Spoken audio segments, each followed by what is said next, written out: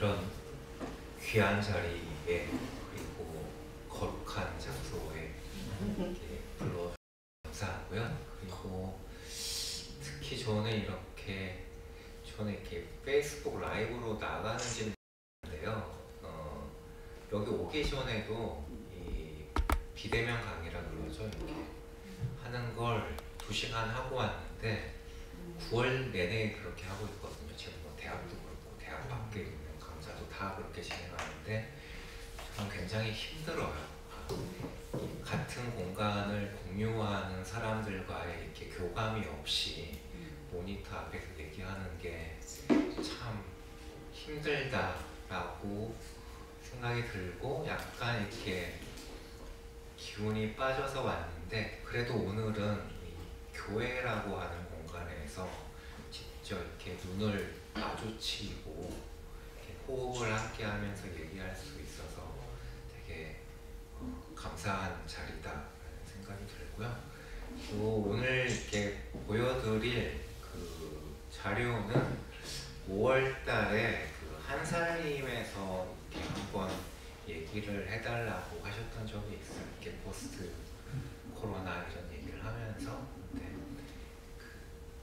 제가 뭐 아주 이렇게 많이 알아가지고 앞에서 이렇게 가르쳐 드리는 입장이라기보다는 제가 현재 젊은 친구들과 이러이러한 고민을 하고 있고 또 올해 특히 어떠한 활동을 하고 싶었으나 제대로 진척이 안 되는 상황에 대한 고민을 이렇게 나누는 시간으로 한 1시간 뭐 그렇게 보냈으면 좋겠습니다.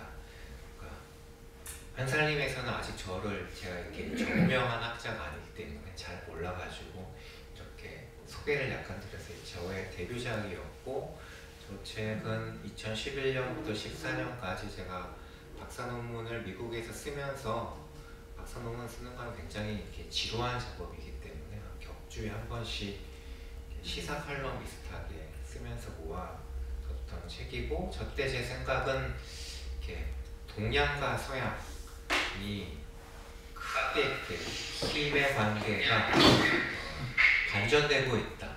그리고 과거와 미래도 거꾸로 뒤집히고 있다. 뭐 이런 생각에서 얘기를 했던 거고, 그 박사후 연구과정으로 하노이에 가서 그 이전에 10년 동안 공부했던 동아시아랑은 굉장히 다른 어떤 지리적인 감각 이런 걸 얻고 유라시아라는 발상이 들어가지고 3년 동안 아시는 분들은 알겠지만 1000일 동안 약간 미친놈처럼 여행을 하고 다녔습니다. 그 여행을 하면서 쓴 책이 유라시아 견문 1, 2, 3부작이었고요. 요 얘기를 보통은 강의에서 많이 하는데 오늘은 자리가 자리인 만큼 딱 이 얘기만 하려고 그래요. 그러니까 유라시아 견문을 지금은 저는 이 추억하고 회고하게 되는데요. 가장 결정적인 어떤 순간, 가장 중요했던 날을 꼽으라면은 저 날이었던 것 같아요. 싱가포르에 가서 그 두아라라고 하는 교수님이랑 만나서 대화를 하고 인터뷰를 했었던 날인데, 그때 저분이 해주셨던 얘기가 이런 거였어요. 그러니까 앞으로의 미래라는 건, 그러니까 제가 학생 때 무슨 포스트 모던 이런 얘기 참 많이 했었거든요.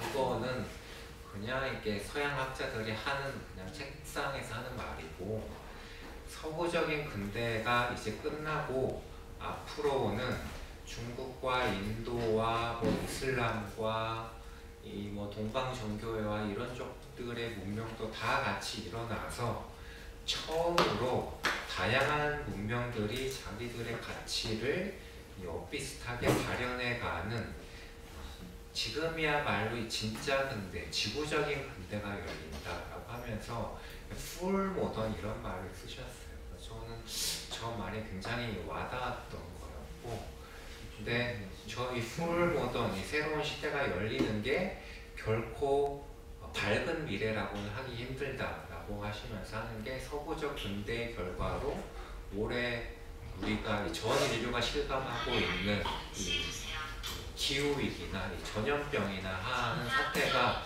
곧 올 거라고 얘기를 하신 거죠.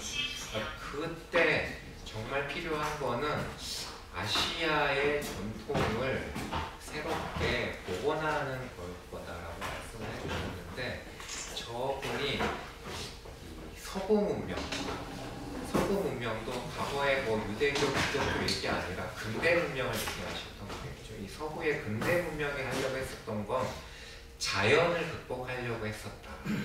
근데 아시아의 전통에서 오랫동안 연마해 왔던 거는 자연을 극복하는 게 아니라 자아, 이 개개인의 욕망들을 이렇게 수양과 수련을 통해서 극복을 해서 자연과 하나 되려고 하는 다양한 삶의 기술들을 뭐 1000년, 2000년 이렇게 축적해 왔다는 거죠.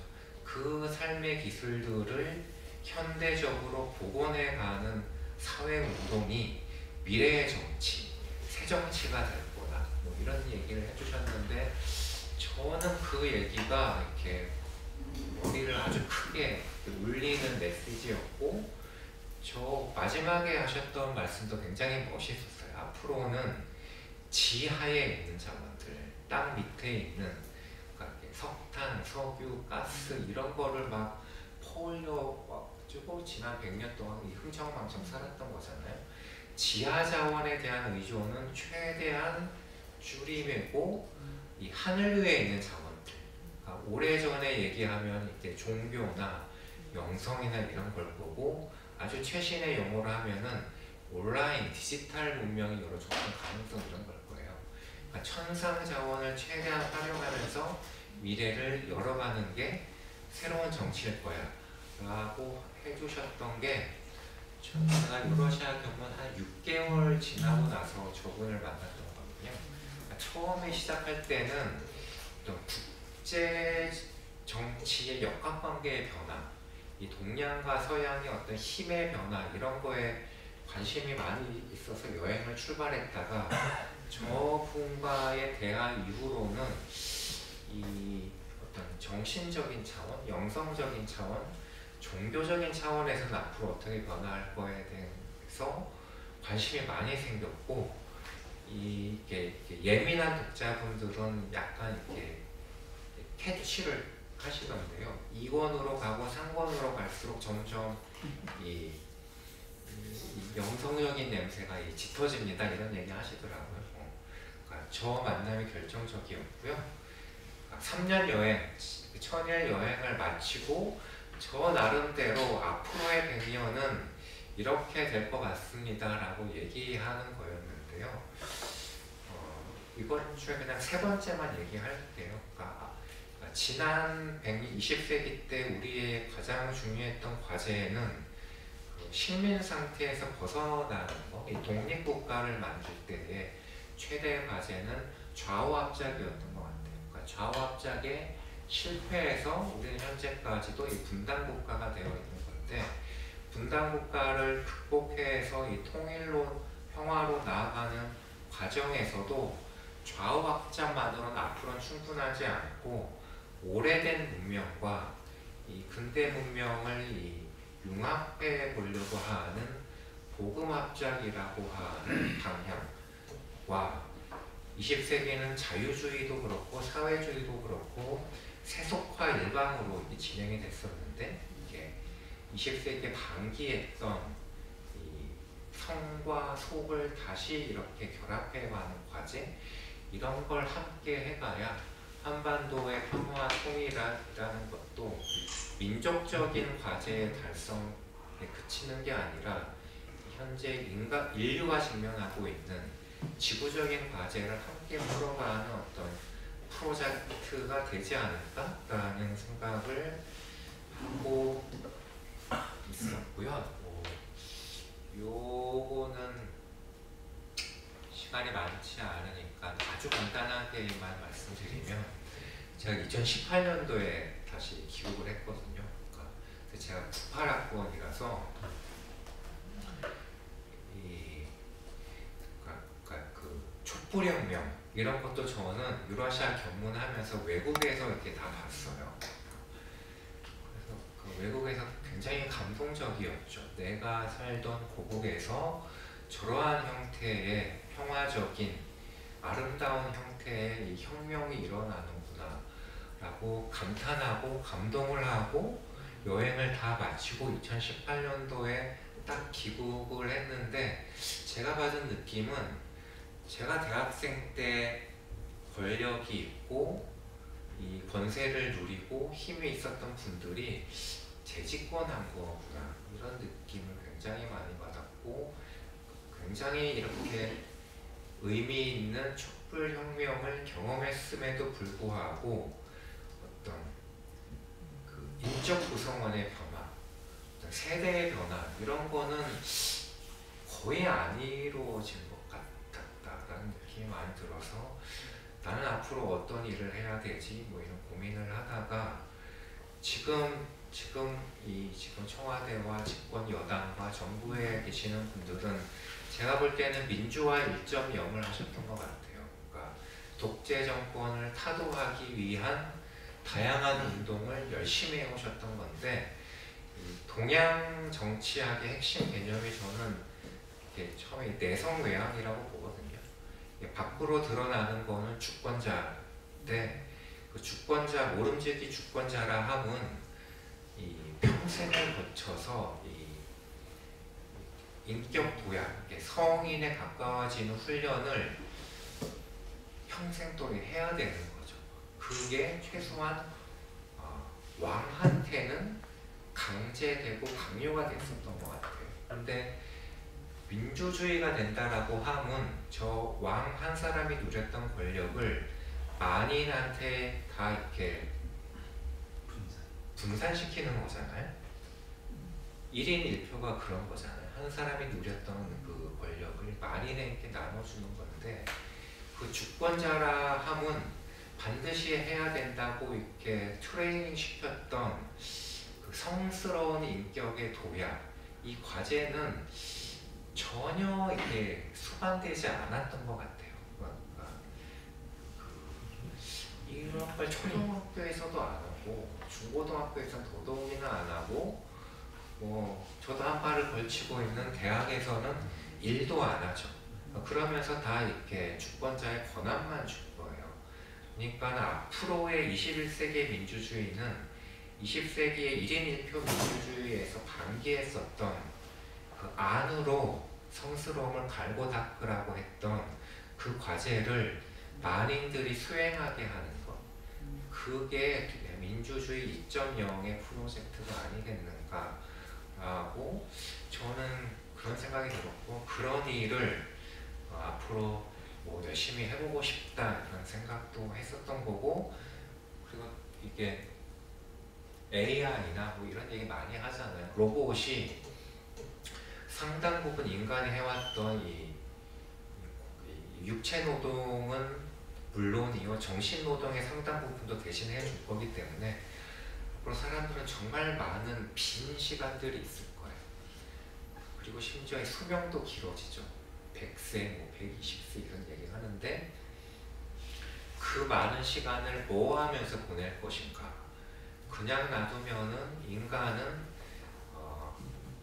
이 욕망의 늪에 빠져서 타락하기 십상이라고 보여요. 그러니까 과거에 이 귀족들이 시간이 많을 때 뭘 했는가를 보면은 그럴 가능성이 높은데, 이 구도하고 구세하고 이런 것들을 이 만인들의 어떤 집합적인 과제로 삼는 사회운동이라는 게 21세기의 민주주의인 것 같고, 다른 말로 풀면은 재영성화 이렇게도 얘기할 수 있겠다라는 생각이 들었다. 그러면서 그러니까 저런 결론까지 나오기까지는 중국의 변화, 인도의 변화, 뭐 이슬람의 변화, 유럽의 변화, 뭐 러시아와 동유럽의 변화를 쫙 보고 저런 결론에 이르렀던 거고, 각 문명과 나라와 이 도시에서 자기네들의 어떤 위대한 종교적인 전통의 핵심을 뽑아내서 현대화하려고 하는 다양한 형태의 어떤 노력과 운동과 이런 것들을 쭉 봐왔던 것 같아요. 그래서 나는 한국에 돌아가면은 뭐를 되살려야 하는 건가에 대한 고민을 많이 했었고, 저는 1000년 전의 불교나 500년 전에 뭐 유교나 이런 것보다는 19세기 말에 이 조선 말에 이렇게 자생적으로 혹은 자각적으로 등장을 했었던 동학운동의 메시지 중에 21세기에 의미 있는 말들이 많다라고 해서 저거를 되살리고 싶다라는 뜻에서 나는 한국으로 돌아가면은 개벽파로 이렇게 자임하면서 여러 가지 운동을 해보고 싶다라는 생각을 했었던 거고요. 그 연장선상에서 작년에 3월 달에 학당이라는 들어봤던 거예요. 굉장히 운이 좋았었죠. 그러니까 마음만 있다고 뭐가 되는 게 아니잖아요. 근데 유라시아 경문을 이렇게 1000일 동안 여행을 하면서 학문적인 작업을 하는 걸 보고 저기 영등포에 가면은 로드스콜라, 그러니까 하자센터라고 하는 대한 교육하는 기관이 있고 그 프로그램 중에 하나가 로드스콜라라고 있더라고요. 그러니까 말 그대로 길에서 공부하는 친구들이고 그 친구들은 한국뿐만이 아니라 정말 전 세계를 여행하면서 다양한 형태로 공부를 해왔던 친구들이어가지고 그 친구들이 저를 이렇게 찍은 거였어요. 저 사람은 일반적인 교수나 박사들이나 좀 다른 것 같은데 한번 강연을 해달라고 요청을 했었는데 이 강연을 해보면은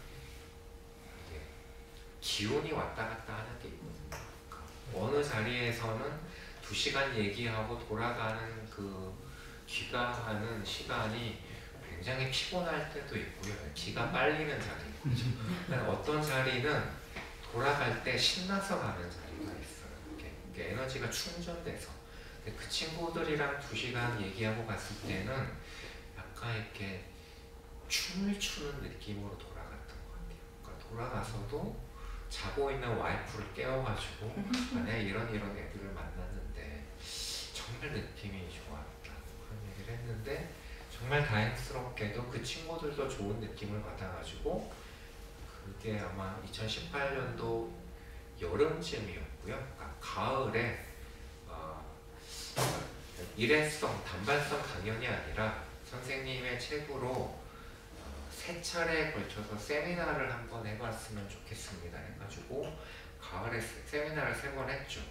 그러니까 세미나를 한다 하면 제가 앞에서 일방적으로 얘기하는 게 아니라 주고받는 거잖아요. 그러니까 더 좋은 거예요. 그래, 그거 끝나고 나서 그 친구들이 이런 공부 너무너무 좋은데 우리 한 10명만 하는 게 아니라 판을 더 크게 벌려서 했으면 좋겠는데요. 그런 제안을 하길래 저는 굉장히 고무되었었고 그리고 제가 종종 만나는 지금은 다시 이 국회의원이 돼서 여의도로 가셨는데 그 당시만 해도 정치인이 아니라 이 그 뭐 싱크탱크의 그 대표를 하시던 그 이광재 의원이랑 제가 종종 만나면서 얘기를 하는 사이였어요. 근데 10대, 20대 친구들이 저보고 학교를 하자고 한다. 그 얘기를 듣더니 저 이렇게 화면에 보이는 저기가 여시제에 근무하는 공간은 따로 있고 보통 이사회가 열리는 한옥 건물이 있어요. 그러니까 저기를 이렇게 내주신 거죠. 저기가 북한산의 부암동에 있는 곳이라서 터도 좋고 기운도 좋은 곳이니 젊은 친구들과 한번 공부를 제대로 해봐라 라고 해서 작년 1년 동안 상반기 넉 달, 하반기 넉 달 이렇게 열심히 그리고 즐겁게 공부를 했었습니다. 그러니까 근데 이게 이렇게 책 읽고 세미나하고 이런 공부만 했던 게 아니라 이렇게 몸을 닦는 수양과 수련과 이런 것도 해봤고 잘 걷는다는 게 뭔가 그런 것도 해봤고 우리가 이렇게 태어나서부터 죽을 때까지 하는 게 호흡이잖아. 이렇게 호흡을 잘한다는 건 뭐지? 뭐 이런 몸 공부도 아울러서 했었고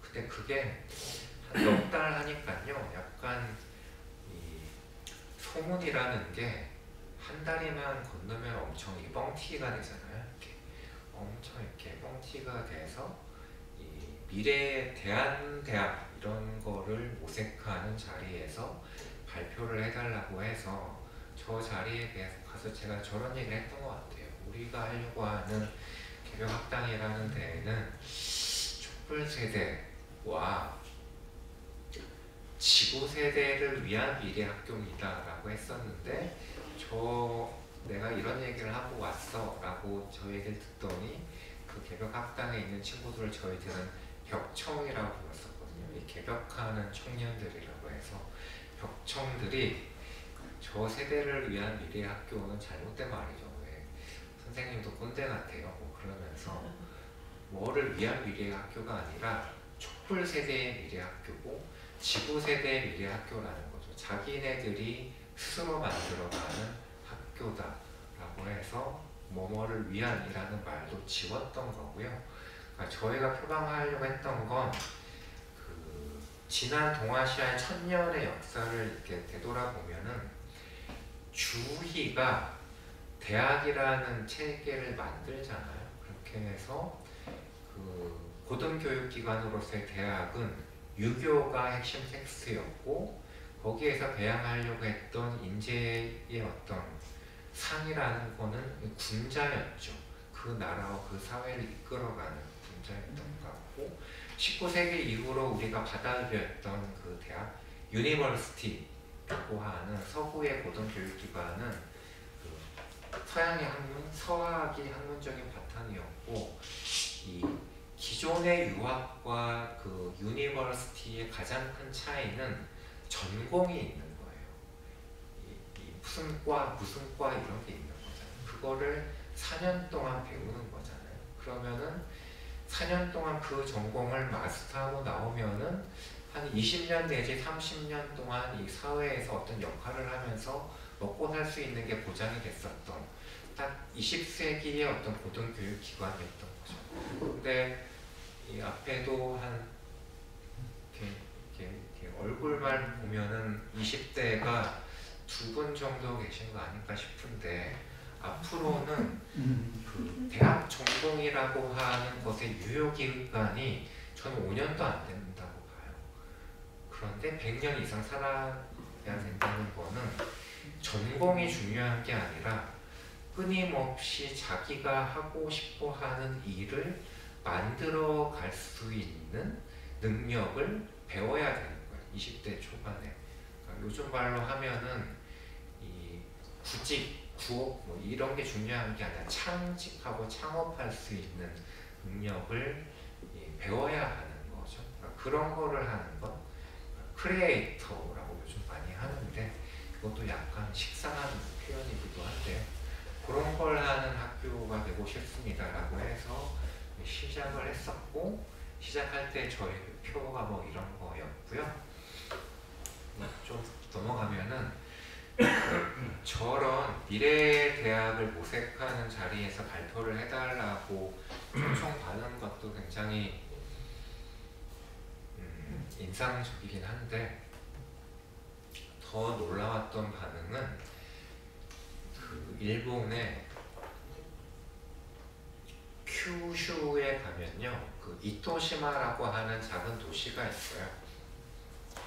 근데 이토시마라고 하는 도시에 시의원을 하고 있는 저랑 동갑내기 정치인이 이메일을 보내온 거예요. 그 친구가 장문의 이메일을 보내왔는데 자기가 보기에는 앞으로 일본은 메이지 유신 이후로 일본은 이 타라 입구라고 하잖아요. 아시아에서 벗어나서 서양이 되려고 한 150년 동안 왔는데 일본은 이렇게 막다른 길에 다다르고 앞으로 일본이 가야 할 중요한 길은 메이지 유신 이후에 일본이 조선에 가서 억눌렀던 게 사실은 동학이었던 거잖아요. 이 동학 농민 운동, 동학 농민 전쟁을 최종적으로 분쇄했던 게 일본 군이라고 할 수 있는데 그러면서 동아시아는 비극적인 20세기로 갔다고 저 친구는 보고 있는 거고 가운데 있는 저 친구예요. 그래서 21세기의 동아시아는 동학의 기초한 동아시아 문명의 연대를 해야 된다고 자기는 생각한대요.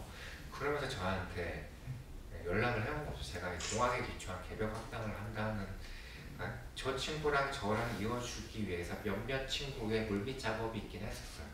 저 친구가 저를 큐슈로 초대해가지고 제가 일본에 가서 그 이토시마 시의회와 큐슈에서 이 생태운동과 생명운동을 하는 젊은 친구들 앞에서 강연을 했었고, 그 그룹들이 셔틀 외교하는 것처럼 11월 달에 다시 한국에 왔거든요. 그때는 좀 더 규모를 키워가지고 저 친구가 그동안 이렇게 교류를 하고 있었던 중국과 대만의 생태 생명운동하는 젊은 친구들까지 같이 왔었죠. 같이 와가지고 저희가 갔던 게 여주라는 장소였어요. 근데 여주라는 곳을 가보신 분은 알겠지만은 그 세종대왕의 그 묘가 여주에 있죠. 근데 저거는 잘 모르시는 분들도 있는데, 해월 선생님, 동학운동의 두 번째 교주였던 해월 선생님의 묘도 여주에 있어요. 저도 작년에 알게 된 건데, 제가 보기에는 이 한국 문명사에 두 번의 빅뱅이 저거라고 생각하거든요. 세종이 독자적인 문자를 만든 것, 그리고 이 동학을 통해서 이 독자적인 경전을 처음 만들어 본 거잖아요. 동경대전이나 뭐 이런 것들이.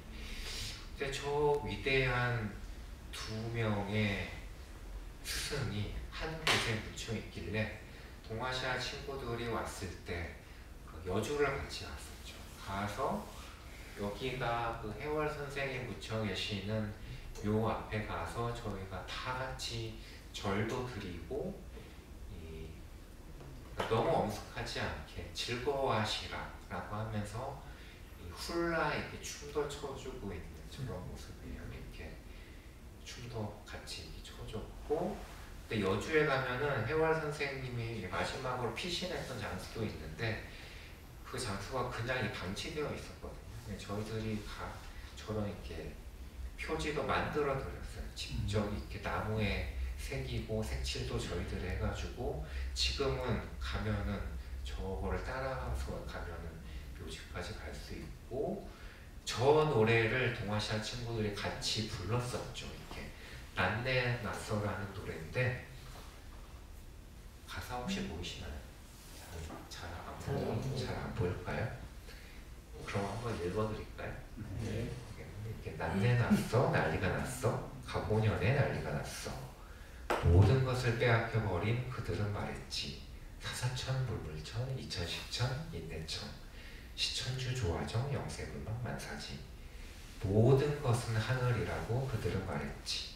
나무도 흙도 바위도 흘러가는 강물도 모든 일이 하늘이라 그들은 말했지. 너와 나의 만남도 헤어지는 그날도. 뭐 이런 저 가사를 저 친구들이 썼던 거예요. 그리고 이 사사천, 물물천, 뭐 이천시천, 뭐 이 대목은 다 한자이기 때문에 중국어로 번역하고 일본어로 번역해서 다 같이 이렇게 동아시아 친구들 같이 불러왔던 거고, 저랑 개벽 학당을 진행하면서 제가 그 다른 한 분과 한국학을 전공하시는 철학 전공하시는 분과 썼던 책이 개벽파 선언이라는 책이었는데, 선언이라 하면 일종의 출사표인 거잖아요. 저로서는 30대 후반에 나름대로 이렇게 세계 여행을 하고 결론으로서 나의 40대는 개벽파로서 이렇게 밀고 나가겠다라고 하는 자신만만한 선언이었는데, 결과적으로는 제가 썼던 책들 가운데 가장 반응이 없었던 책이었어요. 나는 사는데. 네. 저 책을 사서 본 분이 별로 없어요. 왜? 저의 데뷔작이었던 반전의 시대만 해도 그건 제가 30대 초반에 썼고 책으로 묶여 나온 건 중반이었는데, 한겨레 신문 북섹션이 여기에 일면에 바로 실어주고 그랬었거든요. 그리고 유라시아 견문은 뭐 반응이 더 좋았던 책이고 책도 꽤 많이 팔렸고 해서 저 친구가 한국에 돌아와서 저런 얘기를 하면 더 많이 주목해 주지 않을까라고 했는데 어떠한 언론에서도 언급해 주지 않았고 이 악플보다 더 무서운 게 무풀이라고 하는데 그 말을 실감하게 된 거죠. 한국 사회에서 개벽이라고 하는 말이 갖고 있는 어감 혹은 그 편견이라고 하는 게 만만치 않은 거구나라는 거를 느꼈던 거고요. 굉장히 고민이 많았어요. 왜냐하면 제가 그냥 대학에서 학자로서 저런 글 쓰고 논문만 쓰는 거는 별 상관이 없는데 젊은 친구 10대, 20대 친구들하고 운동을 해보려고 하는데 저렇게 반응이 싸늘하다라고 하면 간단치 않은 거구나 라는 고민하에 그 세미나를 같이 했었죠. 이 개벽학당 앞으로 어떻게 해 나가야 되는 건지를 같이 고민을 했었고 중간중간에 뭐 이런 얘기도 나왔어요. 그러니까 K 이런 말도 많이 하는데 K-팝도 있고 뭐 이렇게 우리는 개벽학이니까 K-스터디즈로 해야 되나? 그 학당은 공부만 하는 게 아니라 운동도 하겠다라고 하니까 뭐 랩이라고 붙여야 되나 해서 뭐 저런 이름도 붙여보려고 했었고 그런 고민을 하면서 이렇게 쭉 지내다가 최종적으로 이게 뒤에 나오네. 약간 뒤에 갔다가 다시 돌아올게. 저희가 최종적으로 하기로 한 이름은 아까 소개해 주셨던 얼스플러스였어요. 그러니까 저 이름이 나오기까지는 여러 가지 뭐 몇 달에 걸친 이 수기와 숙고가 있었는데 한국 근현대사를 이끌어갔던 첫 번째 산업화 세대가 있었고 두 번째는 민주화 세대가 있었잖아요. 그리고 그 다음에는 사실은 어떠한 그 가치, 이 목표를 실현하는 다음 세대는 저는 아직 나오지 않았다고 생각해요. 그러니까 밀레니얼 세대나 뭐 이런 식으로 얘기를 많이 하는데 밀레니얼 세대는 어떤 가치 지향에 담겨 있는 게 아니라 이 시대로 부른 거니까 그 다음 세대는 앞으로 뭘 해야 되지? 라고 생각해보면 저는 가장 궁극적인 과제가 지금 이 기후위기 이런 거를 해결해 가야 하는 거고 산업화 세대와 민주화 세대에는 그게 다 일국적인 과제였죠. 근데 앞으로는 한 나라 차원에서 할 수가 없는 일이기 때문에 이 미래 세대에는 아마 최초의 지구 세대가 되어야 하는 것 같다라고 해서 저희가 쓰는 명함인데요. 그러니까 지구 세대라는 걸 얘기를 했었고 왼쪽에는 얼스십이라고 하는 영어 단어가 보일 거예요. 저 말은 저희가 이렇게 딱 쓰자고 해놓고 너무너무 이렇게 기뻤던 말인데 멤버십이라는 말이 있잖아요. 프렌드십이란 말도 있거든. 소속감을 얘기할 때 뒤에 쉽을 붙이는데 앞으로의 정체성은 우리 민족, 뭐 우리 국가, 뭐 이런 동아시아, 뭐 유라시아라는 걸 훨씬 더 넘은 차원에서 지구와 일체감을 갖는 정체성이 가장 중요하겠다라고 해서 얼스십이라는 말은 이거는 세계적으로도 유통 가능한 단어입니다라고 해서 명함에 얼스십이라는 단어도 했고 밑에는 그럼에도 불구하고 우리는 이 동화학을 현대적으로 계승하는 이 한국인들이야라고 해서 사사천 물물철 뭐 이런 말도 명함에 넣었고 가장 오른쪽에는 이렇게 생생활활이라는 말이 있죠. 생생활활이라는 말을 왜 강조했는지는 이렇게 쭉 다시 얘기하면서 말씀드릴게요. 이렇게 해서 이렇게 저희가 쭉 공부했던 얘기를 이렇게 넘어가면요. 그러니까 저희가 동학을 세계화해야겠다라고 세계화할 수 있다라고 자신감을 얻은 거는 그 동학의 3대 사상을 저는 저거라고 봐요. 경천, 경인, 경물이라는 말이라고 저희들은 보거든요. 그러니까 경천이라는 말은 하늘 혹은 하느님, 신, 알라, 이 절대적인 이 존재를 이렇게 존경하는 마음이 경천일 거고, 경인은 사람을 그만큼 높이 모신다는 거고, 근데 경물이라는 말이 저는 정말 이렇게 핵심이라고 보는데, 사람도 신도 아닌 식물과 동물과 광물과 그리고 앞으로는 인공물들 있죠. 사람들이 만들어낸 다양한 존재들, AI와 로봇들과 앞으로 미래 세대들은 항상적으로 이렇게 살게 될 건데, 그들의 존재에 대한 어떤 존경, 공경, 관계 맺기 이런 게 굉장히 중요해질 건데, 저게 다 담겨 있는 것 같다. 네. 경천만 있으면은 자칫 중세적인 발상일 수 있고, 경인만 있으면은 근대적인 프랑스 혁명이나 이런 데서 했었던 발상일 수 있는데, 혹은 경물만 있다고 하면 토테미즘이나 애니미즘 같은 훨씬 옛날에 고대적인 발상이 될 수도 있는데, 저 세계를 다 얘기를 함으로 통해서 앞으로 필요한 어떤 얘기들을 미리 다 하셨던 거 아닌가? 라는 생각이 들었고, 저거는 얘기만 있는 거예요. 그러니까 저거를 어떻게 사회화할 것인가가 중요한 거고, 우리는 저거를 사회화하고 현대화하고 세계화하는 다양한 운동들을 해보고 싶다라고 했었던 거고, 그 첫 번째 활동으로 저희가 올해 하려고 했던 게, 지금이 9월이잖아요. 원래 다음 달에 중국의 운남성에 있는 쿤밍에서 저 회의가 열릴 예정이었어요. 그 생물다양성 국제협약회의라는 게 있거든요. 저거는 UN 차원에서 그 인류의 지구의 미래를 디자인하는 회의가 2개 있습니다. 하나가 기후협약 회의고요. 다른 하나가 저 생물다양성 회의거든요. 2015년도에 파리에서 그 기후협약 회의를 했잖아요. 그러면서 그때 유럽에서 이 티어 오른 10대 신성 같은 아이가 툰베리 같은 친구인 거예요. 그 회의를 유럽에서 하면서.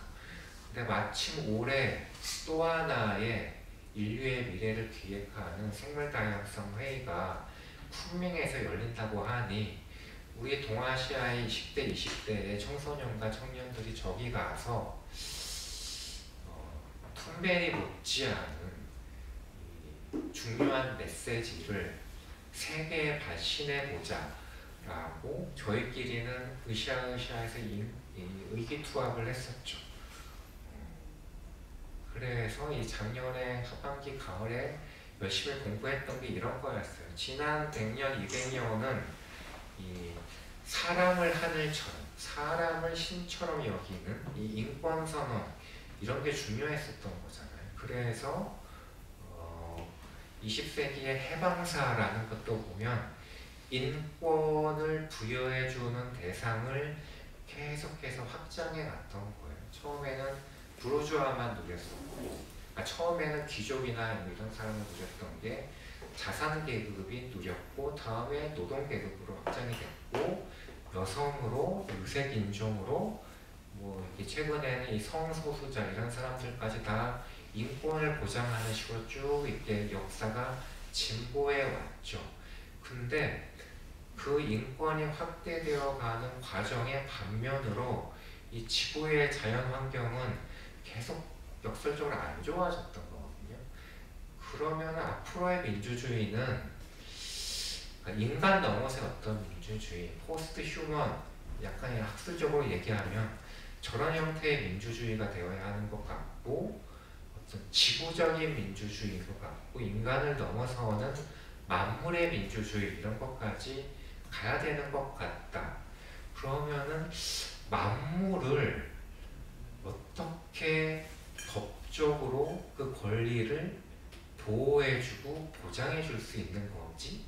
라는 고민을 하게 된 거고, 저거는 동학이 얘기했던 이 경물이나 이런 거는 이렇게 아이디어, 사상으로 있는 거잖아요. 근데 저거를 사회적인 현실로 만들려고 하면은 법이라는 매개가 반드시 필요한 거예요. 지금은 이게 다 이렇게 법으로 자꾸 굴러가는 사회니까 어떻게 미래의 법학으로 진화시킬 것인가에 대한 고민을 함께 나눴었고, 근데 공부를 하다 보니까 굉장히 놀랍게도 흥미롭게도 저런 식의 법적 제도를 구비해 가고 있는 나라들이 등장하고 있더라고요. 그러니까 남미의 적도에 가면 에콰도르라고 하는 나라가 있는데요. 저 나라는 2008년도에 헌법에 휴먼 라이츠, 인권만 보장한 게 아니라 자연권을 보장해야 된다는 것을 헌법에 최초로 이렇게 부여를 해놨어요. 저렇게 되기까지에는 그 안데스 산맥에서 살아가고 있던 원주민들의 그 세계관을 법학으로 전환시키기 위한 굉장히 긴 세월의 노력이 있었던 거죠. 에콰도르 헌법은 저렇게 반영을 하고 있고, 그 천주교, 카톨릭에서도 이 프란치스코 교황이 등장한 이래로 저런 활동을 굉장히 많이 하고 계시더라고요.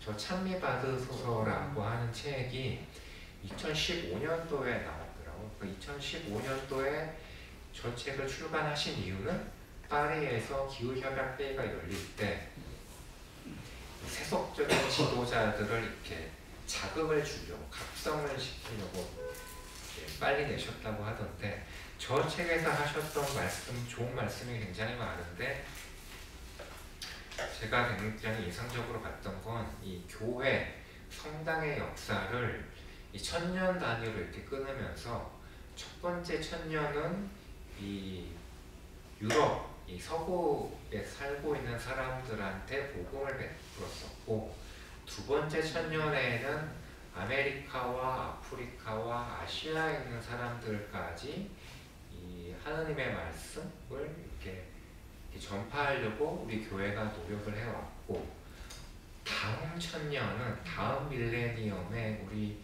성당이, 교회가 해야 할 역할은, 그러니까 지난 2000년은 다 인간들한테 복음을 베푼 거였는데, 앞으로의 천년은 인간이 아닌 만물들, 모든 피조물들한테 이 복음을 베푸는 게 교회의 역할이다라고 하면서 이렇게 좋은 얘기들을 하시면서 이 카톨릭의 상징 같은 것도 저렇게 이미지가 바뀌고 있더라고요.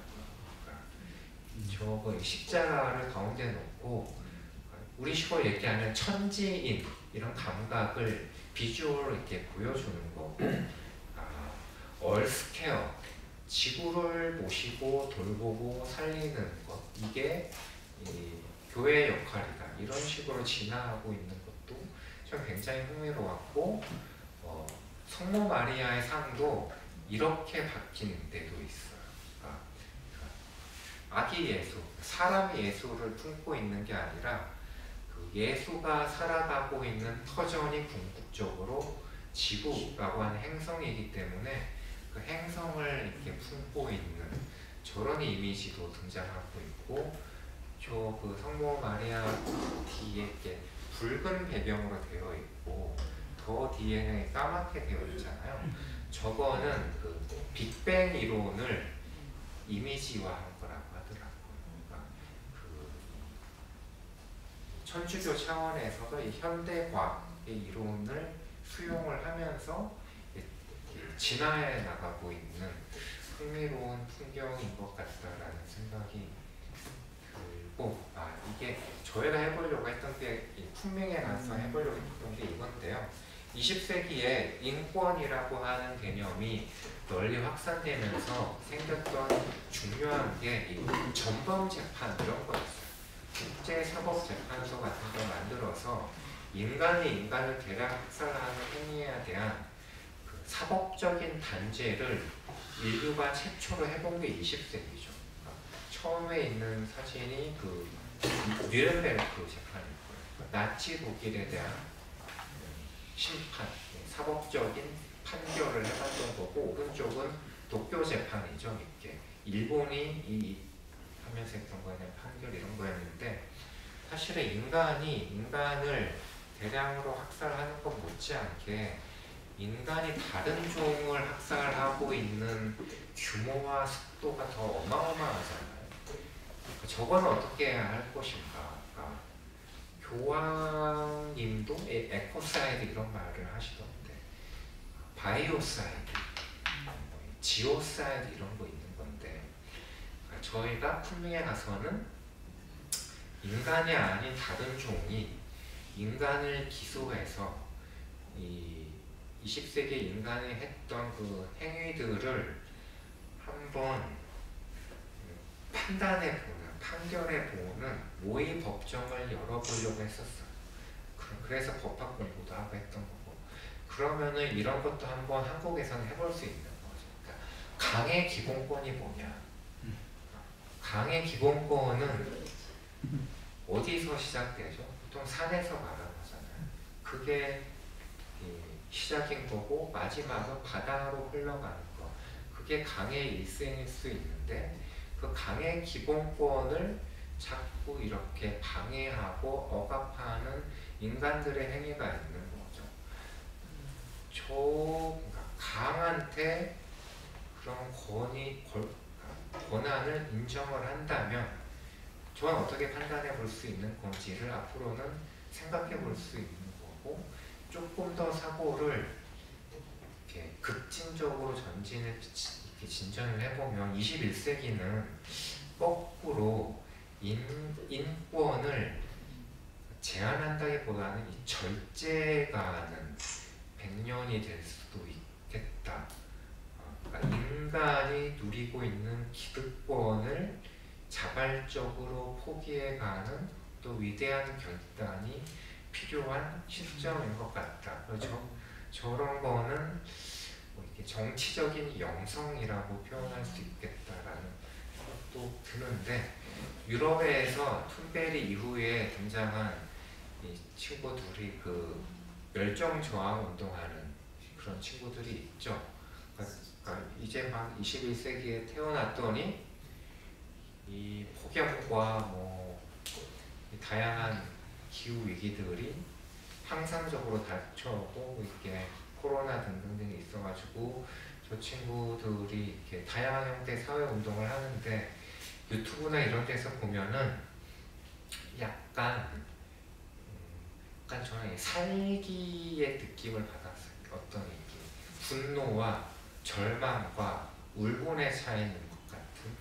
그리고 요 9월달에 한국에서도 우리는 살고 싶다가 그런 그 키워드를 통해서 젊은 친구들이 운동을 하던데, 거기에도 약간의 그런 어떤 기운이 배어있는 말이라고 생각이 드는데, 우리가 쿤밍에 가서는 저런 느낌보다는 활기가 그래도 있고 생기가 넘치는 어떤 그 퍼포먼스들을 많이 해보자라는 얘기들을 주고받았었고, 왼쪽에 있는 그림이 그 멸종저항 운동하는 친구들이 크게 이렇게 퍼포먼스 하는 거예요. 저 뭐겠어요? 저 친구들의 그 상징인데요. 그러니까 모래시계예요. 시간이 얼마 안 남았다. 그러니까 인류의 멸종이 얼마 안 남았다라고 하는 그 긴급함, 이런 것들을 시각적으로 보여주기 위해서 공원에 모여가지고 저렇게 하는 거죠. 근데 저희가 쿤밍 가서 하려고 했었던 그거는 요거를 저희가 해보려고 했어요. 혹시 아시는 분들은 아실 거예요. 예, 그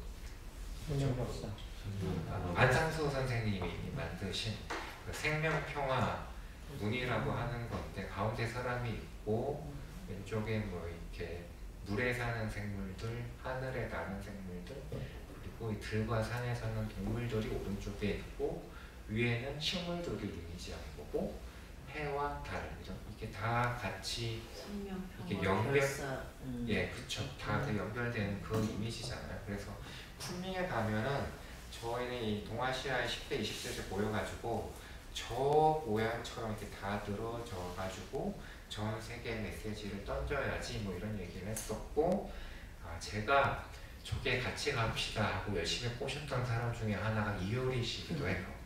효리 씨가 저 무늬를 몸에 타투로 새기고 요가하면서 제주도에 살고 계시기 때문에 약간 코드가 맞지 않나? 그러니까 효리 씨가 합류해 주면은 훨씬 주목도 받을 거고 했는데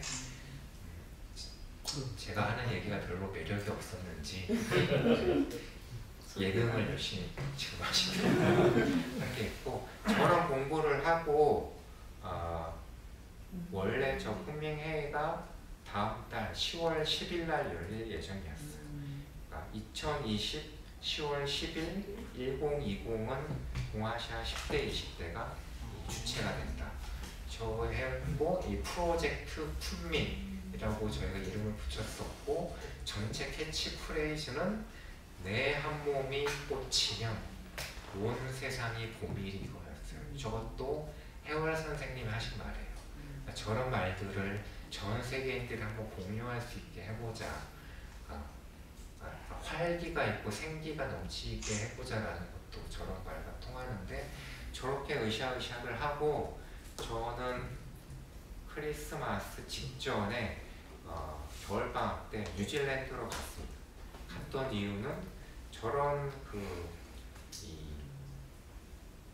인권 넘어서 자연권을 보장하고 있는 최선진국인 뉴질랜드로 가보니까 왼쪽에 있는 게 왕가누이라고 하는 강인데요. 저 강이 법인이 되어 있어요. 그러니까 법인이 되어 있다라는 법적인 권리를 누리고 있다는 거죠. 인간과 동등하게 법적으로 대우를 해주는 자연물인 거예요. 두 번째 있는 산은 타라나키 산인데 저 산 역시 인권과 동등한 차원에서의 산권을 보장받은 자연물이니까 저런 것도 그 뉴질랜드의 원주민이라고 하는 아이누가 아니라 뉴질랜드의 원주민을 마오리족이죠. 마오리족들의 세계관, 생명사상을 이 변호사들과 이 진보적인 법학자들이 함께 운동을 해가면서 저런 결실을 누린 거라서 매도 사람도 사람과 동등한 권리를 누리는 나라를 어떻게 만들었는지를 제가 이렇게 현장에서 그 관계자들도 인터뷰도 하고 공부도 해와서 쿤밍 회의를 내실 있게 준비해야지 했는데 뉴질랜드에 있을 때부터 약간 조짐이 안 좋긴 했어요. 그 1월달, 2월달에 뉴질랜드 바로 옆에 호주가 있잖아요. 호주에서 작년부터 어마어마하게 큰 규모의 산불이 일어났다는 거 다 아실 거예요. 근데 그게 얼마나 큰 산불이었고 하니 호주랑 뉴질랜드 사이는 바다로 떨어져 있는데 가끔 제가 있었던 오클랜드 하늘도 완전히 이렇게 잿빛으로 노랗게 바뀌기도 했어요.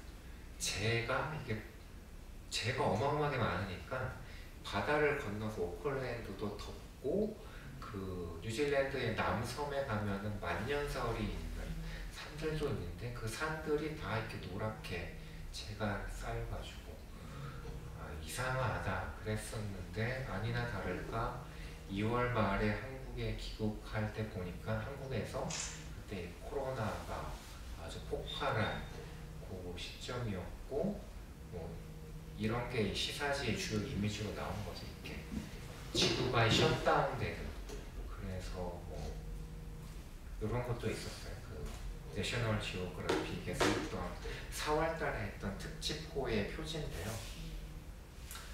올해가 지구의 날 50주년이기도 했었거든요. 그러니까 다음 50년 후 2070년의 지구는 어떻게 되어 있을까? 이 두 개의 시나리오로 이렇게 내셔널 지오그래피 특집을 이렇게 만들었었는데 이렇게 됐고, 지구의 날을 올해는 다 집에서 온라인으로 기념해야 하는 해이기도 했고, 그래서 제가 보기에 아마 2020년은 역사적인 차원에서 21세기가 올해 시작된 것 같아요. 그러니까 실제로 그 역사적인 의미에서 20세기는 보통 1914년에 시작됐다고 얘기하거든요. 세계대전이 일어나면서. 그렇고 20세기에 주요한 국제 기구들을 보면은 다 월드라는 말을 끼고 있어요. WTO, WHO 뭐 등등등 하고 월드와이드 WWW 이거 다 이렇게 세계라는 말을 넣고 있는데, 이 세계라는 말은 여전히 인간 중심적인 발상인 거죠. 세계를 구성하는 단위는 국가인 거잖아요. 근데 아마 2020년을 기점으로 가장 많이 회자될 앞으로의 단어, 개념, 발상은 그 얼스라는 말, 지구라는 말이지 않을까. 그리고 얼스는 인간만이 살아가는 게 아니라 인간이 아닌 다양한 존재들과 더불어 살아가는 의미에서의 지구인 것 같고, 그래서 이런 걸 만들었었던 거고요. 이게 저희가 원래는 그 4월 20일인가 22일인가 지구의 날 때 저희가 월스플러스의 창립 대회를 하고 싶었어요. 근데 그때가 아주 뭐 코로나의 절정기여가지고 미뤘고 6월달로 미뤘는데 5월달에 좀 잠잠하다가 6월달에 다시 돌아가지고 또 미뤄서 10월 말로 지금은 연기에 둔 상태인데, 지금은 10월 말에도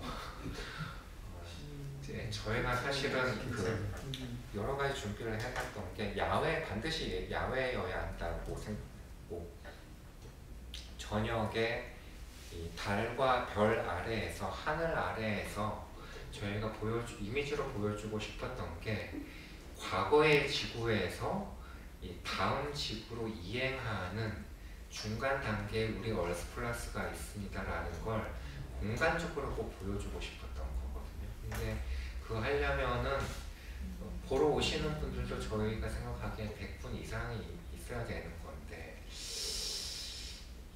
이 코로나가 이런 상태로 가면은 하기 힘든 것 같고, 그런 저희들의 비전을 온라인 모니터 앞에서 말로 하는 거는 별로 효과도 없다고 생각해요. 그래서 여전히 좀 고민이 많은 단계이기도 하고, 그런 고민을 하던 차 지리산에서 왜 그 생명평화운동 하시는 분들이 정기적으로 모이는 자리가 있잖아요.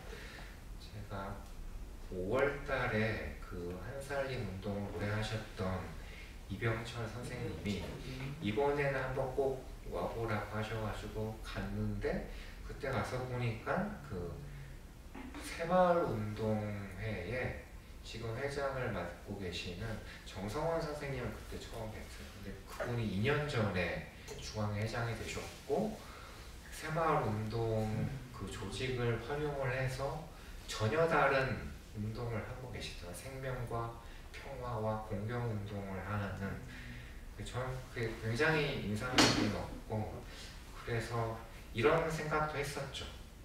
이 새마을운동은 박정희 국가가 주도했었던 운동이었고, 한살림 운동은 그 어떤 민주화 운동의 한 줄기였던 것 같은데, 그 두 흐름이 함께 하는 거죠. 그러니까 그동안에는 산업화 세대와 민주화 세대가 서로 이렇게 계속 싸워왔던 거잖아요. 지금 국회에서도 보수 진보가 싸우는 것도 그런 거고, 밀레니얼 세대는 그 두 세대가 싸우면서 이 자리와 권한을 안 주니까 인정투쟁을 하는 건데, 그런 거 할 시간적 여유가 저는 별로 없다고 보고요. 산업화 세대도 민주화 세대도 밀레니얼 세대도 다 힘을 합해서 지구 세대로 다 진화해 가야 된다고. 그러니까 진보 보수가 싸움을 끝내는 일도 그 일국 차원에서의 이 권력 투쟁이 아니라 지구적인 문제를 해결하기 위해서는 그런 이렇게 발상의 차원을 높여야 지긋지긋한 저 정쟁도 끝나지 않을까라고 해서 모두가 지구 세대로 합류해가는 과정, 이런 고민들을 많이 하고 있고요. 1시간 정도 하면 마치는 게 좋은 거죠. 조금 더 하죠. 마무리는 해주시면 네. 근데 이게 다 말로는 그럴듯해 보일 수 있는 거잖아요. 중요한 거는 실험해보고 실천해 가는 거잖아요. 근데 그러면서 그 얼스플러스라고 하는 단체에 NGO 등록은 3월달에 해놓고 실질적인 활동은 할 수 없으니까 맨날 이렇게 제가 그 남한산성 근처에서 사는데 매일 이 산을 오르면서 뭘 해야 되는지 고민을 하면서 생각했던 거 하나를 그냥 말씀드리는 건데요. 그 강원도에 가면 고성군이라고 하는 데가 있어요. 근데 고성군은 굉장히 특이한 게 북고성도 있죠. 그리고 남고성과 북고성의 면적이 거의 흡사해요. 그리고 가운데 DMC를 끼고 있어서 이 자연 생태계가 비교적 보존이 잘 되어 있는 곳이라서 그 남북 간의 협력과 인간과 자연의 어떤 통합 이런 거를 함께 해보기에 좋은 장소일 수 있겠다라는 생각이 듭니다. 개성공단이라고 하는 거는 제가 보기에는 전형적인 20세기형 발상인 것 같아요.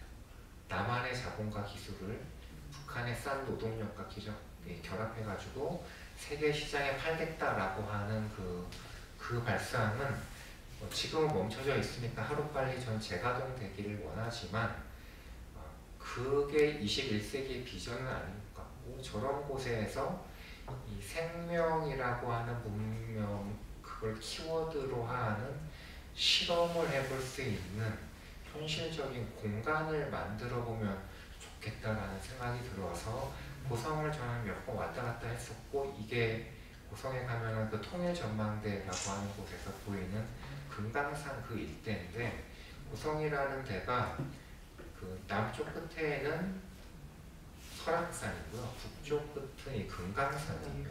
설악산에서 금강산까지가 있고 동해 바다를 끼고 있고 가운데에 이 DMZ가 있는 곳이니까 저기는 어떤 생명 특구, 무슨 경제 특구 이런 게 아니라 그런 식으로 해서 실험을 해볼 만한 공간이지 않은가라는 발상이 들고, 저런 금강산을 내려다보면서 제가 이렇게 연상을 했던 장소가 저기 보이는 데가 제가 1월달, 2월달에 지냈던 타라나키 산이 있었던 그 뉴플리머스라고 하는 동네예요. 그러니까 한 20만 정도가 살아가는 도시인데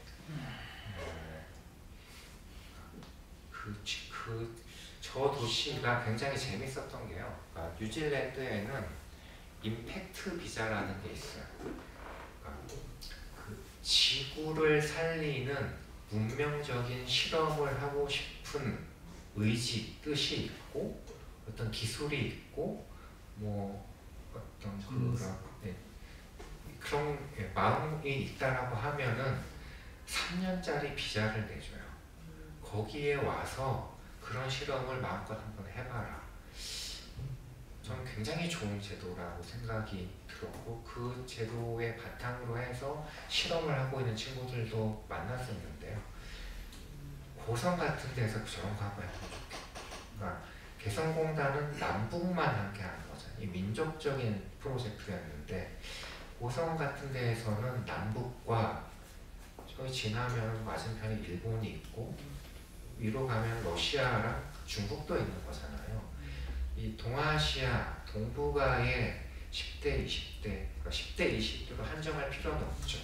이 새로운 미래 문명을 한번 한 3년 동안 나의 모든 걸 한번 다 맞춰서 해보고 싶어 라고 하는 사람들한테 3년짜리 이 비자를 주고 실험을 해볼 수 있는 공간을 UN 차원에서 한번 해볼 수 있는 거 아닌가?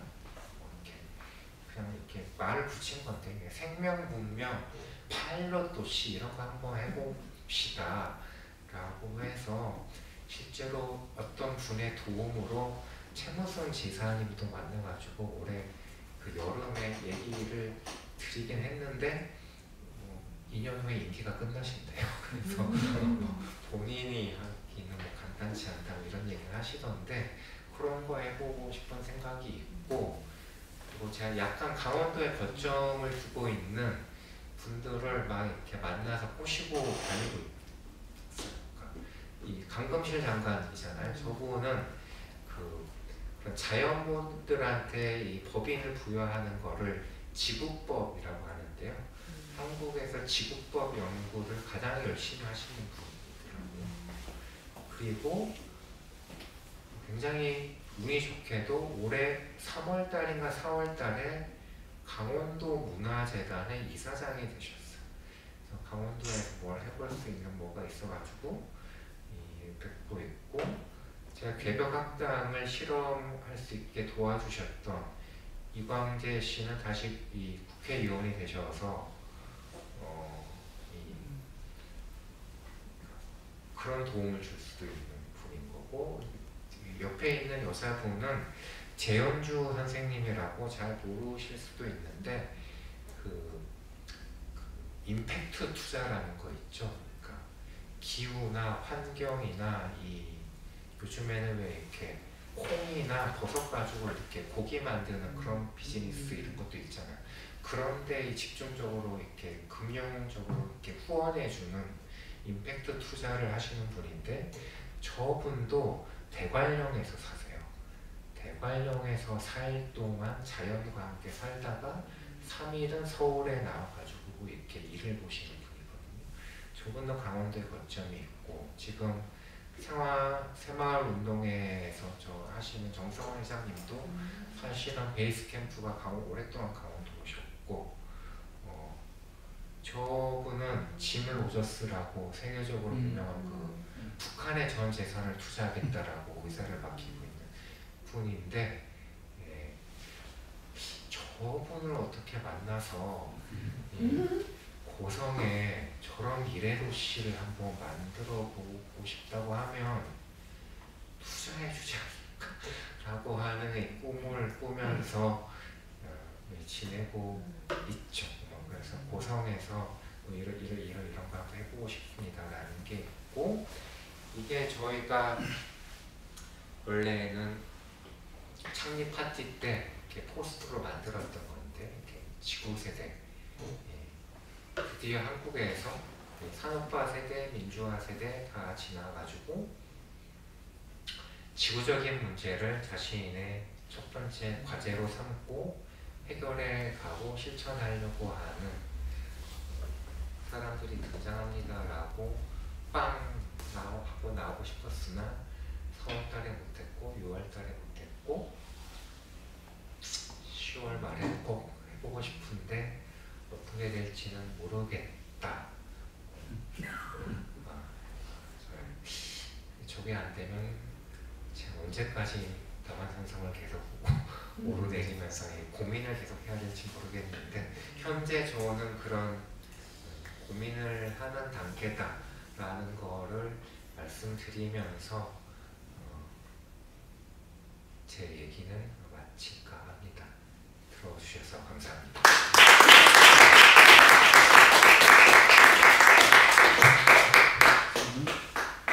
자연스럽게 질문응답 시간 갖겠습니다. 아바타 영화를 네. 아바타 영화를 보면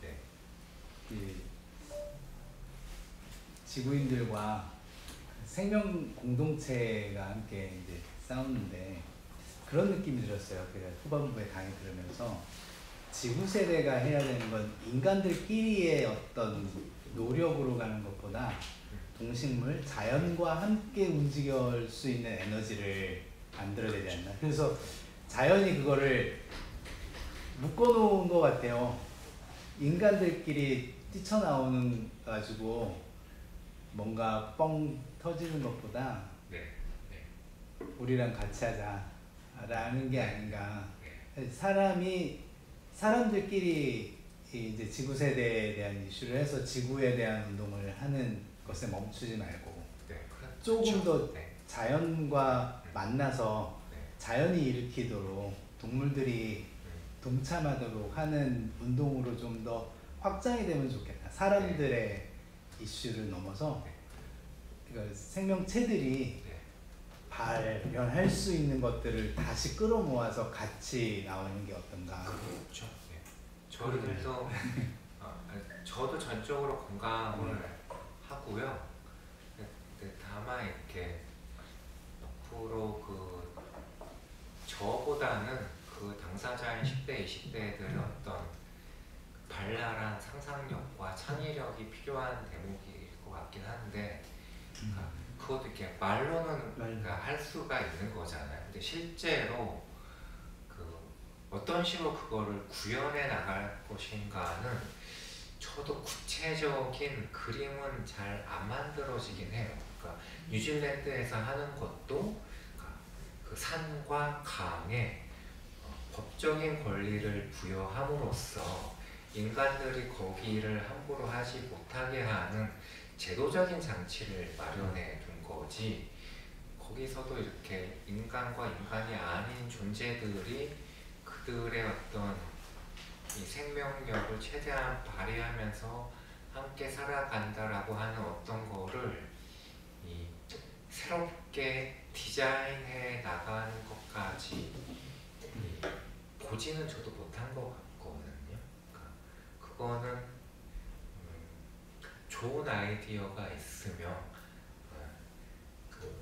함께 해 주시면서 이렇게 조언해 주시고 그러면 너무 반갑고 기쁘고 도움이 되는 일이죠.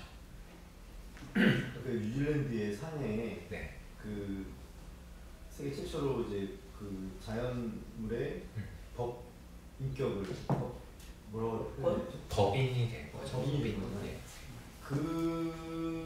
그것의 정의 차이는 뭔가요? 그것의 법인으로 이렇게 인정했을 때에 어떤 차이가 있는 건지가 궁금하고, 또 하나는 실제로 법의 어떤 그런 주체가 된다는 것은 뭔가 갈등의 관계가 있을 때에 그를 법적인 제도를 통해서 자기의 권리를 주장할 수 있고 어떤 그런 소송을 통해서 그 권리를 찾는 거잖아요. 그렇죠. 그렇다면 그 산에게 법인을 주체를 줬지만 실제로 그걸 누군가 대리를 해야 되잖아요. 그렇죠. 네. 예, 그런 과정이 실제로는 궁금해요. 어떻게 운영해보겠어요? 근데 실제로 그러니까 기업이나 이 단체들도 이 법인이잖아요. 그 사람들이 만들어 온 단체가 법적 권리를 행사할 때도 그 대리해주는 이 법적 대리인들이 있는 거죠.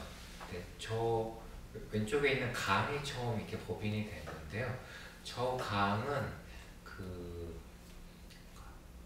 국가가 임명해준 이 변호사 한 명이 있고요. 그리고 저 운동을 저 왕가누이 강은 우리와 하나로 이어진 조상과도 같은 존재입니다라고 오랫동안 생각해왔던 마오리족에서 뽑은 대표 역시 공동으로 저 강을 대리하고 대변해줘요. 그래서 저 강에 뭐 이렇게 댐을 설치한다든가 저 근처에 무슨 공장을 짓는다든가라는 그 행동을 하게 되면은 그 임명된 2명의 법적 대리인들이 권한을 행사해서 이렇게 뭐 이렇게 소송을 할 수도 있는 거고 그 역할을 해주는 거죠. 그러니까 산도 마찬가지고 그 왜 최근에 지리산에 뭐 무슨 산악 케이블 놓는다고 하는데 지금은 NGO들이 반대 운동하는 그게 다인 거잖아요. 근데 사안한테 법인 자격을 부여해 하면은 그들이 이렇게 법적인 자격을 갖고 그걸 만들려고 하는 지자체나 뭐 기업한테 이렇게 역으로 소송을 걸 수 있는 거죠.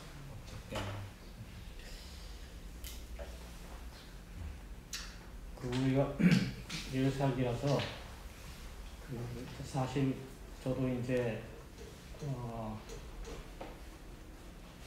탈서구 신학을 이제 이런 분들이 많이 이제 찾고 있고, 요즘 이제 뭐 서구 신학자들 중에서도 이제 뭐 환경신학, 지구 생태학 뭐 이런 신학적 작업을 계속 하고 있어요.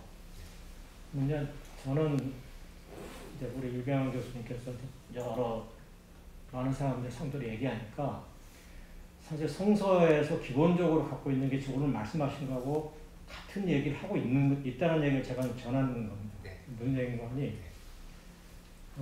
그 정도는 아실 텐데, 이제 창세기 1장에 이제 인간을 만들 때 우리의 형상을 따라서 만들자 라고 말할 때 우리를 뭐 이제 서구 신학에서는 뭐 삼위일체인 어쩌고 저쩌고 하지만, 그 우리라고 하는 거는 사실 그 앞에 닷새 동안에 창조된 해와 달과 별과 많은 동식물들이 그게 저는 우리다 보는 거고, 그 다음에 2장에 가면 인간이 이제 아담이라는 말이 아담아, 흙, 혹은 지구, 먼지 뭐 이런 뜻을 갖고 있는 그 인간의 생체가 자연이라는 거고, 그 다음에 이제 그 모세가 이제 그 백성들을 구하라고 그럴 때 당신의 이름이 뭡니까 묻잖아요. 그때 이제 야훼 아시르 야훼라고 해서 흔히 야훼 혹은 여호와 이렇게 번역하는데, 그 말 뜻은 이제 나는 스스로 있는 자니라.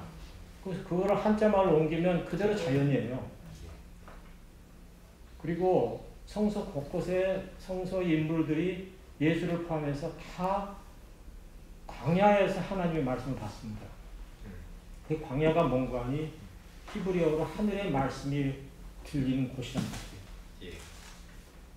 그러면 광야라고 하는 말 뜻은 인간의 인공적인 형태가 없는 자연 그대로의 보존이 있는 상태를 말하는 말이에요. 그러니까 모든 성서에 나타나는 하나님의 인물들이 다 거기서 하나님의 뜻을 받았다는 거고, 그 다음에 이제 아브라함이 이제 일태교, 뭐 이제 이슬람교, 이제 기독교에 모두 다 조상으로 섬기고 있는데, 뭐 그건 이제 아시는 얘기지만 이제 기독교를 대변해서 그 아브라함이 그게 메소포타미아 문명의 왕국의 후예라고 저는 보고 있고, 저도 이란 여행하면서 이제 그런 학생을 다 가졌고, 근데 서구 신학이 그런 얘기를 안 하는 거죠. 사실 감추고. 그래서 이 아브라함이라고 하는 사람이 약속의 땅에 갔다는 뜻이 뭐냐? 팔레스타인 지역에 가서 굉장히 유목문명이거든요.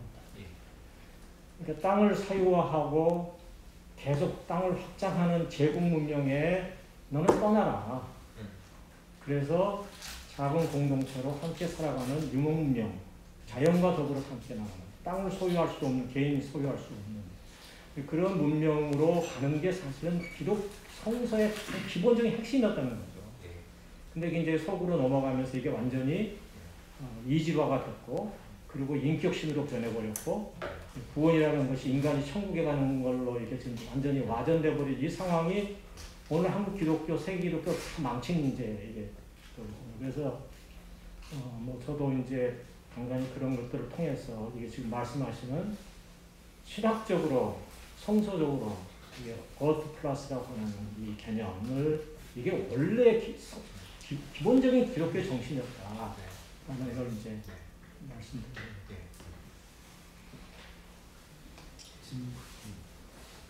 저도 이렇게 한 가지 좀 의문스러운 게, 어떻게 보면 이제 지금 얘기하신 거는 이상이 있고, 그 이상을 실현하기 위해서 오히려 자본과 엘리트 집단들을 활용해서 뭔가 만들어내려고 하는 그런 인위적인 느낌이 좀 들었어요.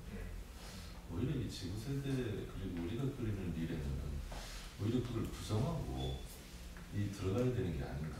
유명 인사들의 도움을 받고 또 세계 자본가의 도움을 받고 또 이제 그 지금 현재 행정부 책임자들한테 도움을 받는 그게 아니라 정말 그 목사님 얘기하신 대로 그냥 광야 같은 맨 땅에서 그냥 맨 사람들이 들어와서 시작을 하는 게 맞지 않나. 그래서 자본을 보기 좋게 거부하고 이 권력을 보기 좋게 비토하고 그래서 우리 이렇게 행복할 수 있다. 뭐 이런 세계를 만들어내려고 하는 게 지구세대들의 비전이 아닐까 그런 생각을 했는데 이제 오늘 막 형식이 그러니까 조금 당혹스럽기도 하고 좀 그런데 그런 건 좀 어떤 건지.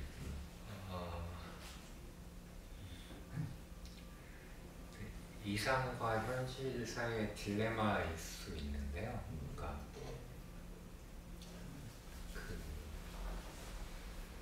제가 저만 약간 텀이 있게 40대고 저랑 같이 공부하는 게 재밌다고 생각한 친구들이 저 얼스플러스에 같이 멤버로 들어와 있고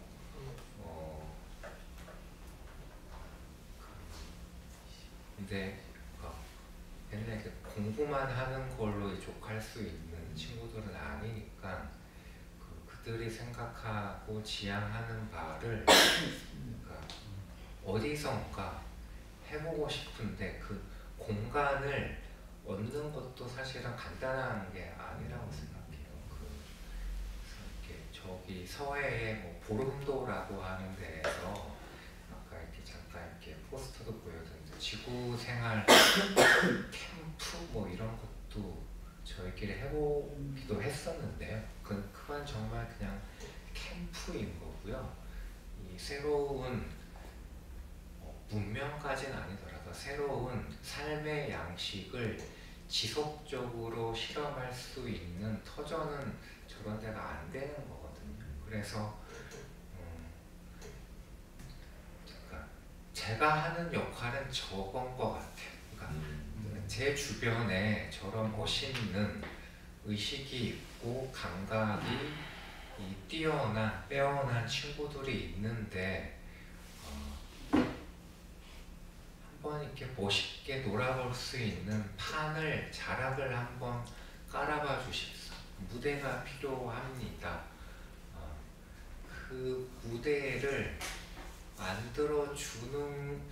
만들어 달라고 나를 대표로 만들었나 이 친구들이 뭐 이런 생각이 들기도 하는데 근데 제가 해줄 수 있는 역할의 최선은 저건 거겠다는 생각이 듭니다.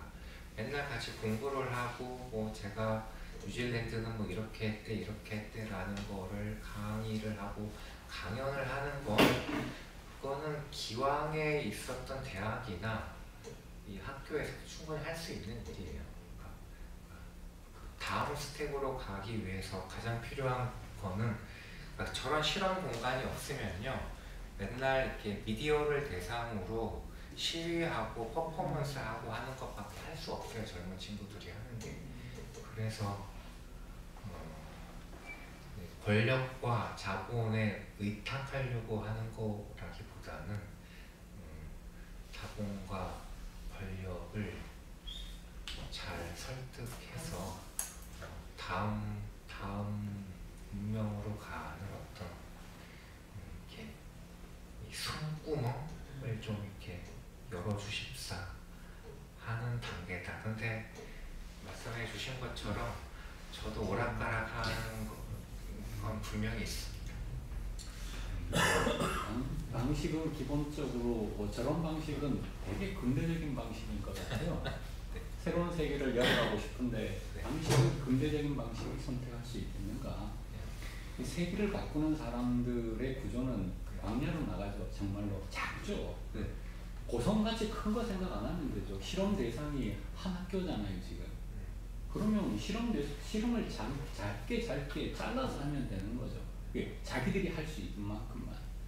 근데 도움이나 판을 깐다는 것 자체가 저게 안 매일 수 있겠나 이런 생각이 막 들긴 하는데요. 아무리 멋있어도 그 자본을 가지고 와야 하고. 그래서 그 자리를 좀 잘게 자르면 어떻겠는가? 예를 들어서 이제 세계를 바꾼 사람들이나 역사 속에 살아있는 사람들이 작게 시작하듯이 그냥 예수나 공자나 맹자나 그 어떤 세계를 새롭게 열었던 그 사람들의 운동이 너무 작았듯이 그래서 자기가 할 수 있는 것, 그들 제국의 도움을 전혀 안 받는 것, 그리고 자기들 스스로가 해나가는 것, 그 세계가 역사 속에 나는 시점이 됐다고 생각하죠. 그러니까 저것은 운동이 되겠다. 근데 저렇게 하면 운동이 될까? 이런 생각이 저는 좀 들었습니다. 제가 작년까지면 전적으로 선생님의 말씀에 동의했을 텐데요. 근데 저희가 하는 고민은 거꾸로 예수나 공자나 시타르타는 시간이 많았다예요. 근데 이 다음 세대들은 한 10년 안에 승부를 내야 돼요. 이게 가능하다는 거를 작게는 한국, 크게는 세계에 보여줘야 확산이 되지 않겠어요? 그러니까 우리한테는 100년도 남아있지 않기 때문에 설득할 수 있다면 그 설득의 짐을 제가 짊어져서 곤혹스럽긴 한데 이게 더 잘 살자가 아니라 한 번만 더 설득해 볼게요. 예수가 로마를 망친데 어거스틴을 통해서 로마를 망치는 딱 300년 걸립니다. 그러니까 작은 12기라는 어떤 집단이 300년을 어거스틴이 만드는 중세가 그 작은 회개의 집단 이런 것들이 엄청난 힘을 발휘하죠. 작다고 시간이 길게 가진 않습니다. 작은 김일성이 새로운 세계를 만드는데 딱 1년 걸립니다. 그 작은 집단, 정말 작은 그 파르티잔 운동을 했던 그 사람들이 그러니까 지금 크게 시작한다고 큰 게 아니고 작게 시작한다고 역사가 시간이 길어지는 건 아니라고 생각하는데 어떻게? 근데 자기 꿈을 자꾸 이해가 아니야. 소통을 해놓고 자기 방식대로 꿈을 아니요 나는 이병헌님의 꿈에 옳다고 생각해. 아니 기후 제한 같이 하고 기후 위기에서 후세대에 시간이 없다라는 얘기잖아요. 세계를 여행해 보시면 그런 만한 모델들이 많이 보여요. 그러니까 고성도 장우지 어떻게 말하면 솔직히 말하면 그럴 수 있어요. 그러니까 그거는 이병헌님의 자기 꿈이고 그냥 제 얘기를 한번 해본 겁니다. 다른 데로 자기 방식이 있는 거니까 10분 공감하는 얘기이기도 하고요. 약간 이 분위기가 좋아져서 제가 7월달, 8월달에 고성과 인제 DMZ 근처에서 2달 아예 살았었거든요. 살면서 술 마시면서 든 생각 중에 하나는 이렇게 사람들이 작은 규모로 이렇게 하나씩 변화해 가서는 제가 아들이 아직 2살이 안 됐거든요. 얘가 내 나이 되면 그냥 지우를 보게 될 텐데 저런 운동도 너무 나이브한 거 아닌가 라는 생각이 들으면서 이거 약간 강제하고 억제해야 되는 거 아니야? 이렇게 어떤 그러면서 제가 처음으로 이 지난 여름방학 때 레닌의 무엇을 할 것인가 한번 읽어봤어요. 100년 전에 이 사람의 고민이 얼마나 깊었길래 이 폭력혁명을 해서라도 일당 독재를 해야 자본주의가 극복이 되겠다라고 했던 그 발상이 약간은 이해가 되는 것 같으니까 제가 저런 얘기를 하는 건 선생님의 말씀에 담겨있는 그 가치와 이 빛나는 어떤 지혜를 몰라서 하는 게 아니라 약간 여긴 지금은 정말 비상시국인 것 같고 당장 저는 2살짜리 아들을 둔 아비로서 뭔가 빨리 뭔가가 진행이 되어야 하는 것 같은데 라고 하는 이 절박함 속에서 이렇게 무리수를 드는 거일 수도 있다. 교수님 조금 더 시키면 성서에 애쓰다가 황제 앞에 나갔거든요. 이스라엘도 살리려고 성서에 보면 그래서 저는 불탁 동시에 또 찬성합니다. 열심히 고성에 많으시고요. 아, 네. 정말 그 무슨 인연인지 몰라도 제가 오늘 예전에 페이스북에 올렸던 지금 통일 전망대에서 찍은 이 사진이 페이스북에 올라와가지고 제가 저기 금강산 자락도 찍었었지만 요 위로 올라가면 사실 명사심리거든요. 예, 그래서 이거 제가 다운로드 제가 찍은 거지만 다운로드 받으면서 이거 나올 줄은 몰랐는데 네. 거기 충분한 그 자리 있잖아요. 그 인제에 네. 저 고구려 북치고 하는 네. 그 네. 넓은 장소 네. 거기 제가 한 2번 가봤는데 그 장소만 진짜 어떻게 렌트 잠시 한다면은 거기 숙소도 있고 네. 이 스타디움 같은 스탠드도 있고 그 공연장소가 TMG 예예 평화생명동산. 네네네네 가보셨죠? 제가 2달 지냈다는. 거기가 거기예요. 그렇구나. 이거는 궁금해서 여쭤보는 건데 그 교회를 다니시나요? 크리스찬이신가요? 저는 어릴 때 성당을 다녔었고요. 근데 약간 중학교 때 헛공부를 하면서 이렇게 거리를 두게 됐다가 유라시아 견문을 하면서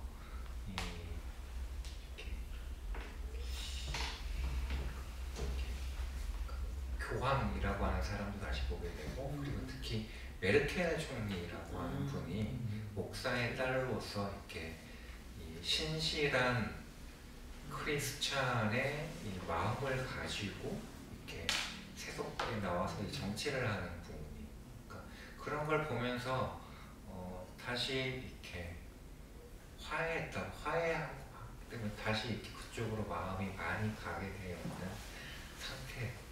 제가 그 질문을 굳이 했던 이유는 다른 게 아니라 사실 처음에 서두에 얘기하셨을 때 이제 새로운 시대는 그 지하의 자원보다는 천상의 자원을 우리가 써야 된다. 그 중에서 하나가 이제 어떤 종교학군의 영성이라고 얘기했는데, 그러니까 너무 종교와 교회와 기독교 이런 말들이 지금은 너무 오염이 되어 있고, 그 단어가 가져오는 그 이미지가 지금은 저는 너무 부정적이다라고 생각이 들거든요.